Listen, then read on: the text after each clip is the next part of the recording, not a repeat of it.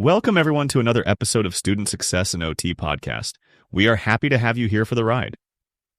Today, we are going to talk about a study that Dr. K did a number of years ago that looked at what students are really struggling with. Okay, so here's a question to get us started. When you think of college students today, what do you picture they spend most of their time worrying about?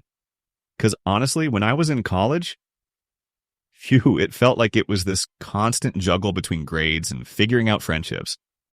You're spot on, Tim. That juggle hasn't gone away. In fact, research shows that social, academic, and time management concerns are the top challenges students face nowadays. And these worries are all deeply connected to each other, which makes them even more impactful on a student's success. Yeah, I can see that. Let me tell you, back when I was in college, I was pretty obsessive about my grades, like borderline unhealthy, honestly. But at the same time, there was always this pull to be part of something socially, like go to parties or just hang out with friends. I guess I was constantly feeling stuck in this balancing act. Is it still like that, or has it changed? It's actually very similar, Tim. Social participation is hugely important. It's not just about fun or downtime either. Relationships help relieve stress from academics and can even boost a student's sense of belonging at school. And that sense of belonging, it has a major influence on whether a student sticks with college or drops out. Wow, that makes a ton of sense. I remember feeling way more motivated when I felt, included. But what about, like, on the flip side? If someone struggles socially, are we talking like real consequences here? Absolutely. Struggling socially can lead to feelings of loneliness or, in more severe cases, isolation. Loneliness is more than just a sad feeling. It can be an independent predictor of future mental health challenges. If a student feels disconnected, it can affect everything from their confidence to their academics.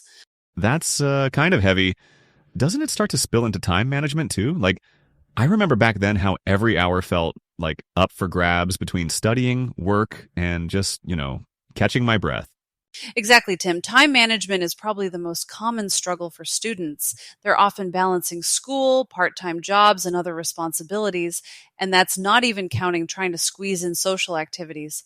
It's no surprise that in the study we're referencing, time management came up as the top person-level concern among students. Yeah, I remember getting one of those wall calendars with the sticky notes. Ha!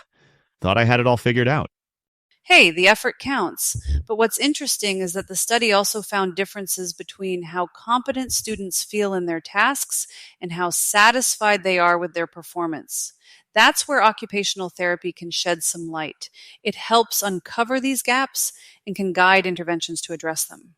Okay, so if I'm hearing you right, you're saying students might technically have the skills to pull off their assignments or juggle responsibilities, but they still end up feeling kind of unsatisfied with how everything comes together? Exactly right, Tim. And what's fascinating is that this gap between feeling competent and feeling satisfied isn't uncommon. This study found it across the board.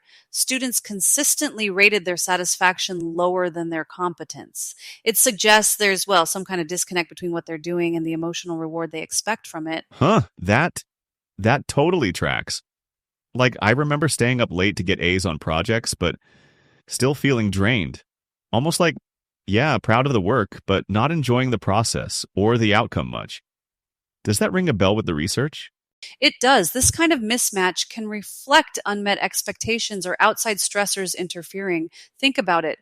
You might finish something important, but if you felt overwhelmed or unsupported during the process, satisfaction is going to take a hit. And for students, juggling jobs, academics, and social pressures, those stressors pile up. Yeah, and okay, say someone's stuck in that rut. They're checking the boxes, but the joy just isn't there. What on earth do you do about that? This is where occupational therapy can really shine, Tim. OT looks at that gap, not just what someone's doing, but how they're doing it and how they feel about it.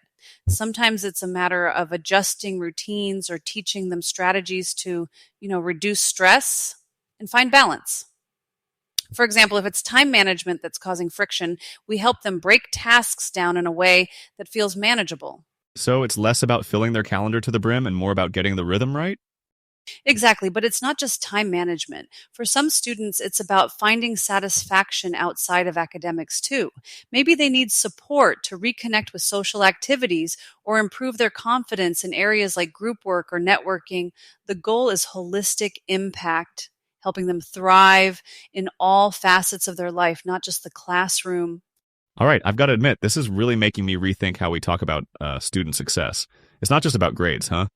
It's about the whole person, Tim. Academic milestones are important, sure, but satisfaction, feeling rewarded for the work you're doing, that's the key to lasting success. So, Dr. K, you've convinced me this satisfaction piece is critical. Let's dig into it. We've covered what's going on with students. Now, where does occupational therapy step in? How do you even begin helping someone who's just scraping by? Well, Tim, the beauty of OT is that we don't just treat the symptoms. We help students learn new strategies and apply these strategies to their everyday life. Academic stress, for instance. OT practitioners can teach strategies like mindfulness based techniques, progressive relaxation, or even simple breathing exercises that students can use when they're feeling overwhelmed. We can also help them integrate these strategies into their daily lives, like how to be mindful when doing homework or how to manage their stress before an exam. Wait, so you're saying it's not always about an overhauled schedule? It could be as simple as learning to breathe right? Exactly. Often small interventions can have big outcomes.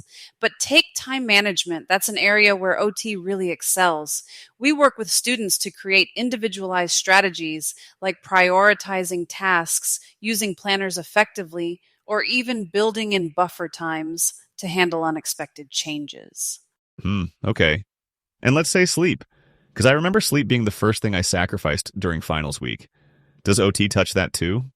Definitely. Sleep interventions might include helping students develop consistent bedtime routines, understanding how light exposure affects their sleep, or setting boundaries with technology use at night. Good sleep hygiene can make an enormous difference in both mental clarity and emotional resilience. Man, just hearing this makes me think our students could use a crash course in OT their first semester. Who wouldn't benefit from a little course correction? It's funny you say that, Tim, because I think universities could absolutely take a page from OT's playbook. And I have actually developed a course based on OT principles, but we can talk about that in a future episode. Imagine integrating workshops on stress management, social participation, or even sleep hygiene into orientation, or offering semester long programs backed by OT students or professionals. Yeah, and if nothing else, it sounds like it'd help students see it's okay to ask for help, or even spot when they need it. That's not just a college skill, that's a life skill. Absolutely, Tim. It's all about giving students the tools they need to find balance, not just during their time in college, but throughout their lives. OT isn't just about the here and now, it's about creating pathways to sustainable well being. You know what? This has really shifted my perspective. Student success isn't just about checkboxes on a Rubik's Cube of academics, socializing, and health. It's like a garden, right? You plant the seeds, cultivate, and then let things grow in their own time. That's a perfect analogy, Tim, and with the right supports, every student can find their own way to thrive. Well, thanks for taking us through this today, Dr. K. I hope our listeners walk away with a new appreciation for how transformative OT can be, not just in specialized settings, but everywhere. You're welcome, Tim. It's been great to share, and I hope it sparks some ideas for supporting students in real, meaningful ways. Until next time.